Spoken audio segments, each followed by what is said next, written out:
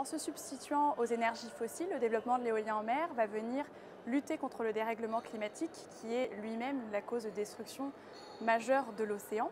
Donc les équipes d'EDF Renouvelables, composées d'une dizaine d'environnementalistes, que ce soit des ornithologues, des océanographes, des biologistes marins, des plongeurs, vont co-réaliser avec des bureaux d'études les études d'impact environnemental qui sont un préalable pour chacun de nos projets.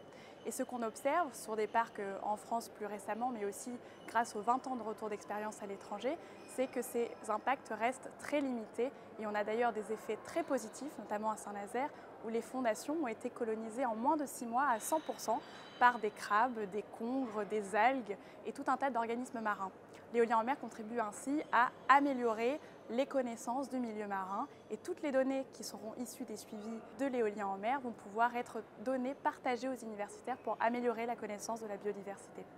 Les projets éoliens en mer ont permis de structurer une vraie filière industrielle et de participer à la réindustrialisation des territoires littoraux. Aujourd'hui, plus de 6500 emplois à fin 2022 étaient mobilisés par les projets d'énergie marine renouvelable. 3 usines de fabrication de pales et de nacelles sont implantées sur le territoire français, parmi les 12 européennes, ce dont on peut vraiment se féliciter. Les projets ont également permis de réaménager l'ensemble des infrastructures portuaires.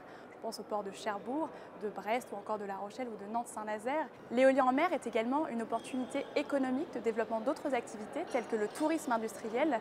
Rien qu'en 2023, plus de 3000 visiteurs sont venus visiter le site de Saint-Nazaire. EDF a un lien très fort avec la mer, déjà avec les 5 parcs éoliens en mer que nous avons pu remporter sur les 8 attribués par l'État. Mais nous accompagnons aussi la décarbonation des ports et des acteurs maritimes.